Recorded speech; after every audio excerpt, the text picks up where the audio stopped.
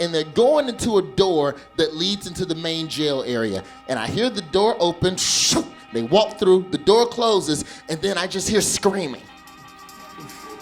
Just loud, shrill, just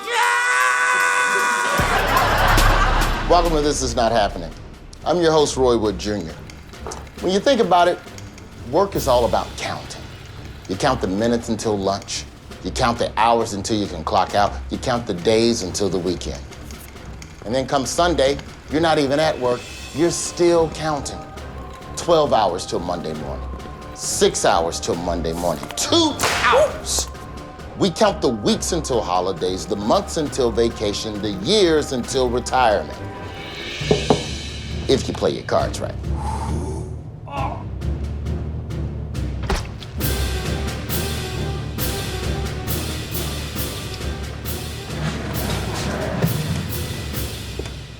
Welcome aboard. Anybody else gonna down on me today?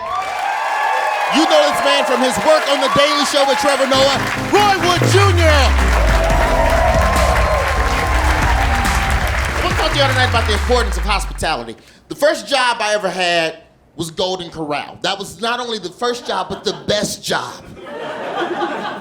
Best job I ever had, hands down, Golden Corral. Better than this shit tonight. Better than Comedy Central. Golden Corral, the dopest buffet spot. If you're not from the South or the Midwest, you got to understand how serious this buffet game is.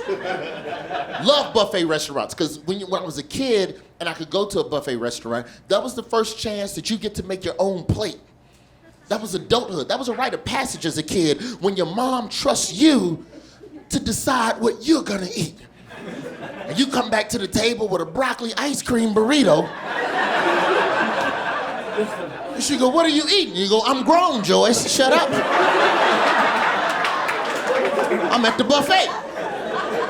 I make my own decisions. I put macaroni with my gummy bears. You don't know me, Joyce. I had this manager at Golden Corral, Mr. Turner. Mr. Turner's thing was always about providing the 5-star experience to the customer. That was his thing, you know. Gentlemen, no matter what, we must give these people 5-star service. I go, no, we don't have to. I mean, we can try to give them 5-star service, but I'm pretty sure they are not expecting 5-star. The word buffet is on the sign.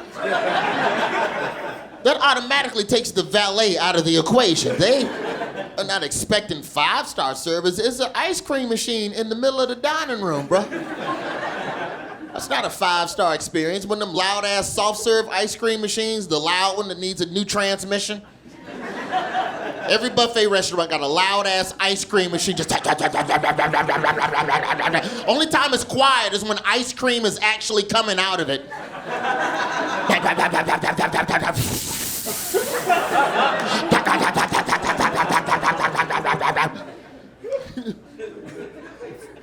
So I was 19, Tallahassee, Florida. I get hired at Golden Corral, and it was an interesting place because it was at an intersection in my life where I was almost on the wrong path, and a lot of the people there, without them even really knowing it, helped keep me straight and narrow, you know, because when you work at a big restaurant like this, it's like 20, 30 people there, they're all in different stages of their life. You got some people in undergrad like you just scrapping by while living in a dorm. You got some people just doing this to get by. Some people got bigger dreams of running a restaurant. You got retirees, military veterans. It's just all of these different types of individuals in the store. The one person I always love talking to, I love talking to this dude, Big Mix. Big Mix worked the carving station. He was slicing the meat. Big Mix was this dude, big-ass black dude, just got out of prison. And tell you something right now, there's nobody more focused in this world than a black man determined not to go back to jail. Because that's all Big Mix talked about. Big Mix was in the carving station. He slicing roast beef. He putting them rotisserie chickens on the big steak and putting them in the machine. And the whole time, all he talking about, I'm telling you, boy, them white folks ain't gonna get me. I follow the rules. You want some meat? Okay, I'm telling you, you better watch your back, young blood. These crackers ain't playing around. They'll lock your ass up. I ain't going back to jail. He was a good dude.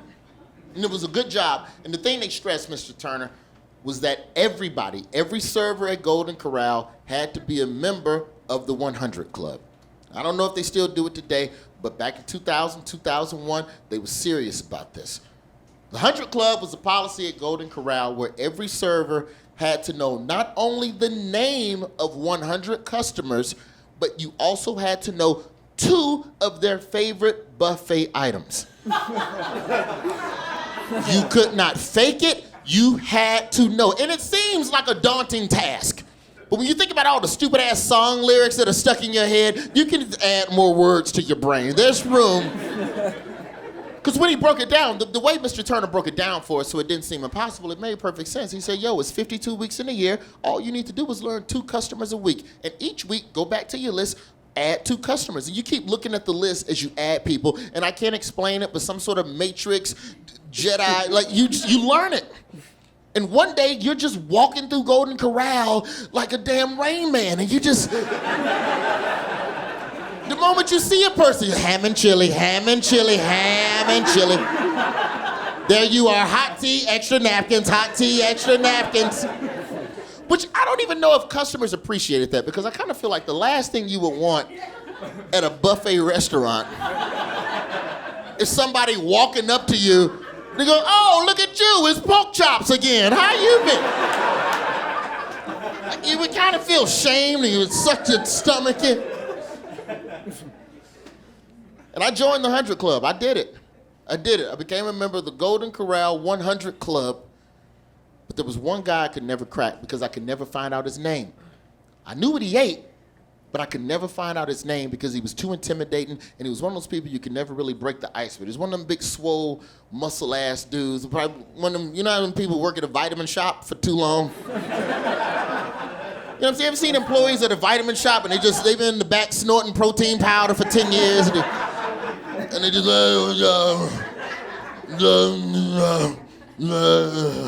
But I know what he ate, though. 2 whole rotisserie chickens, a pitcher of water, a slice of carrot cake. Sure as shit, 3 days a week for 2.5 years. I served this man, never once learned his name, because he was just too fucking... But just because I didn't know his name didn't mean I didn't want to give him good service, and I did. And it was to the point where I would see the dude in line, I already knew what the deal was. So if I saw him in line, I go holler at Mix. I go, Mix, vitamin shop is in line. Make sure you got them chickens. I already got them chickens. Them crackers ain't gonna get me. You just set the chickens down, he'd ravage them, and he'd drink the pitcher of fucking water, and then he'd walk over to the dessert bar, get a slice of carrot cake and a napkin, mumble on it, and walk on out the door. And it's weird because even though I never knew his name, I felt like I knew this man. I felt like there was a connection. And, you know, there's something to being silently connected with a person, even without words, because you know what they're about. And that was something that I took for granted, you know. You get older and you forget about the importance of just being nice to people, man. And I look back at that time at Golden Corral with a lot of fondness because it was at a crossroad in my life where exactly the people I needed in my world were there. Ended up getting arrested myself not too long after that. Got arrested. I stole some jeans from a department store because I wanted to look fresh for homecoming. Apparently you have to pay for jeans. And I go to jail, and, you know, the lawyers go, you'll be released, it's time to do some probation or whatever, but in the meantime, you're probably going to have to stay overnight because of paperwork, whatever.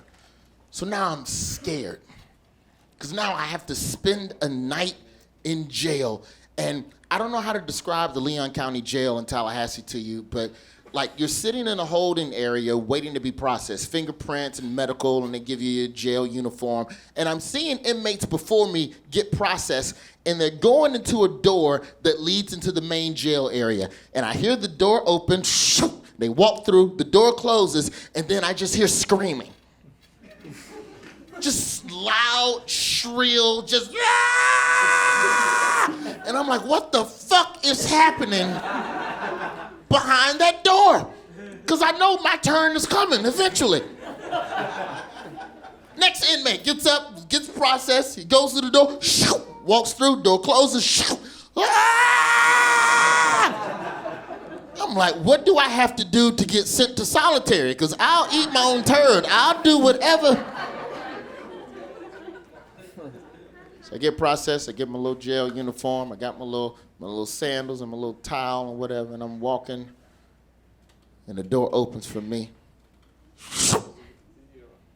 I step through the door closes, and I look up, and it's a 48-pod jail wing, and it's one inmate per cell. And my cell door opens up, 47. And the guard goes, walk to your cell. And you have to walk through like this open cafeteria table, rec area, whatever, but you're in front, you're on display for all the other inmates to see. And I go to take my first step, and I just hear this guy go, hey! Hey, nigga! Hey! So I stop, because I assume he's talking to me. And I turn, and in cell 20, there's a guy with his face pressed up against the glass. And he's just like this drool coming off the glass. Hey, nigga! Hey! You the one been fucking my mama? This is his icebreaker. This is how he starts the conversation. I go, what? You think you heard me, motherfucker? You the one been fucking my mama? And I turn to the jailer. I'm like, what the fuck is his problem? Like, what the hell is his problem? And the jailer, he goes, well, in the time that he's been in here in the past week, somebody physically assaulted his mom, presumably her boyfriend. He's never met the gentleman, so he assumes that anyone that comes into the prison right now is the person that was arrested for beating his mama. So he thinks that person is you.